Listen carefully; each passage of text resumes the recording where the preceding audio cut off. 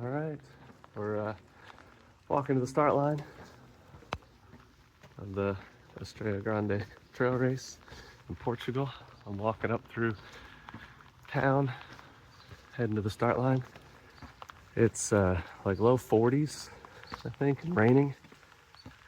And the first step, basically start line, and then it's 2,400 feet over 2,400 feet of elevation gain over 4 miles, I think.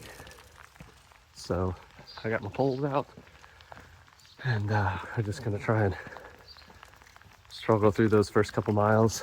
And then there's one other big vertical climb that's short but very intense on the trail. So we'll see how it goes. 8, 7, 6, 5, 4, 3, 2, 1, partida! Boa prova, divirtam-se. Tenham cuidado na montanha. Aproveitem ao máximo a beleza e desfrutem ao máximo destas paisagens. São as paisagens idílicas aqui na nossa serra, a Serra da Estrela. Até já!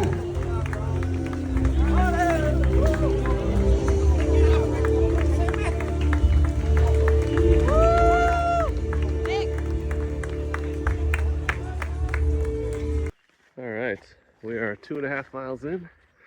It's just been a slow slog up this hill. As you can see where we came from, all the way down there. I think I still got about 1.5 miles of effectively fast hiking with poles till it crests over, kind of at the top. The rain seems to have stopped, but they did tell us it was snowing up high, so we'll see what happens when we get up there. It may have passed by now. But yeah, another 1.5 miles. It should get flatter, and I can stow the poles because I'm really terrible at running with them, and I don't want to poke anybody's eyes out. And start jogging. All right. My watch just ticked over 4 miles, which means we should have finished the majority of the uphill. You can see it's gotten a lot flatter up here, and I think this is what we're going to be running on for a while. So gonna collapse my poles and keep going. Another 18 miles. All right, we're 10 kilometers in, past the aid station back there, and had stopped raining, but as you can probably tell, it started again. So 10 kilometers in means we're almost a third of the way through, so should be reasonably flat, but at least a little bit. I think I've done, let's see, I've got 1,300 feet of vertical gain left, and I think most of it is in like one big climb. So it's I think it's 10 kilometers to the next aid station checkpoint.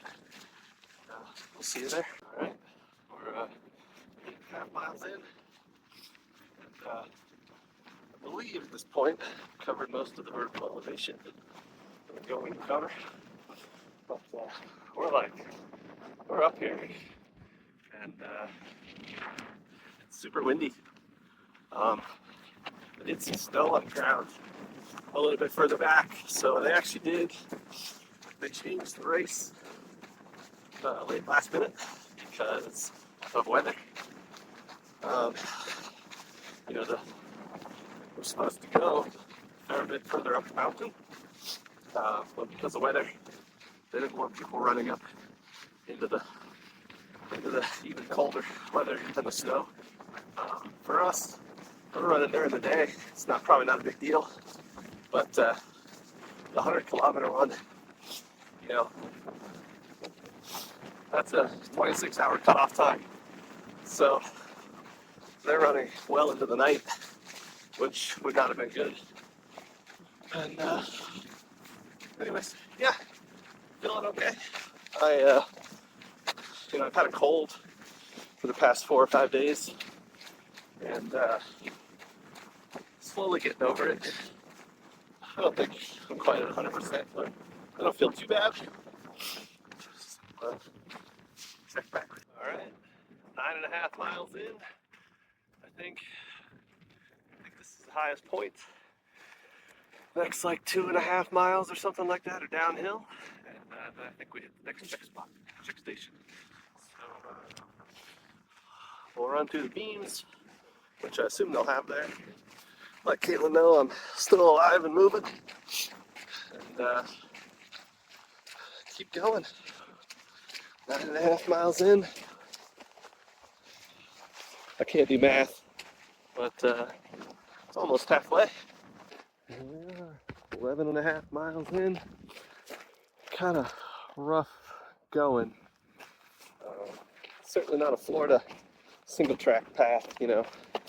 Been running the Florida Trail, which is obviously very flat, but also pretty smooth. So running over this granite mountain has been a little tough because the terrain is really uneven, and there's been a bunch of rain the past few days, so it doesn't soak into the ground up here because it's just all rock, so it's just soaking wet everywhere. So all the rocks are wet, the grass is wet, and makes for some slippery sections, but fortunately hasn't been too bad. We got a nice view of Mantegush in the background, and I can't see. I think we might be heading down and then back up that ridge line over there, but we'll find out. All right, we are just over 12 miles in. I shed my rain jacket, which feels good. See, we've gotten kind of down off the mountaintop. It was windy down here. It was really rough up there. For a while, the wind, it was so cold. It was like hard to breathe. You'd get a big gust and it would just knock all the air right out of you. But yeah, so warmed up a little, took my headband off, kind of cool down, and we're about a little over halfway through. So shouldn't be too much longer till the next station. Fortunately, we just finished this really gnarly descent section, really tight winding single track, or tight winding switchbacks down the mountain. So hopefully we get to run on this nice unpaved road for a little while, give the knees a break from the downhill pounding, and give the ankles a break from all the uneven rock that we've been running over. So we'll see. There's town. Long ways to go still. There's a second aid station back there.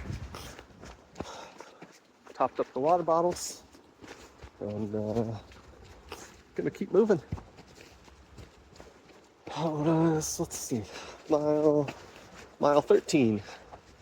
So I think it's a short run to the next aid station, like 4 miles maybe, and then that aid station is a super gnarly climb, like straight up, which doesn't look any fun at all. It's like 1,000 feet in a mile and a half or something. But I believe that's the last climb of the event. So I'm assuming we're going to be descending here for a while. And then we'll hit that last aid station. One last gnarly climb up a part of a mountain. And then should be a somewhat gradual descent all the way back into town. I think, yeah, it'll be the last segment. Last segment should be about 10 kilometers. So, still out here, still alive. Last aid station. Good news is, it means there's only 10 kilometers left. Bad news is, it's raining pretty hard. And there's like I believe, a really gnarly incline coming up, so really gonna kick my butt. But good news is, after that, should be downhill all the way to the end, maybe. So here goes nothing. Well, not the most fun section of the trail, that's for sure. But we're on top again of the ridge line, and I suspect we're going to hike over the crest and descend down another valley. You can see, oh, you can't really see where we came from, but it was basically straight up from the last checkpoint. I think one of the earlier videos I mentioned that we were gonna have to climb that big hill in the distance, and I was right. So that was kind of rough, but you know, flatten out up here. So I'm gonna take a little bit of a walk break and drink some water, try and regain a little bit of energy, and then we're gonna keep going. I think, let's see, 16.7 miles in. And the course map, or the course is supposed to be 22. So that means 6 miles. Either, well, yeah, I don't know. We'll see. I thought it was going to be 6 miles at that last checkpoint, but must be a little bit longer than I thought. So, anyways, rain's lighted up a little bit, and we got a nice gravel road to walk on, at least for a little bit. I'll probably spit us back off into these boulders here shortly. But yeah, getting there. Tell you what, 18.5 miles. It is awfully pretty out here. This might be it. There's the ambulance back up there. We just got out onto a paved road. And my watch says 21.3, so in theory, got like a mile left. Must be still decently downhill because, as you can see, town is still down there. Oh,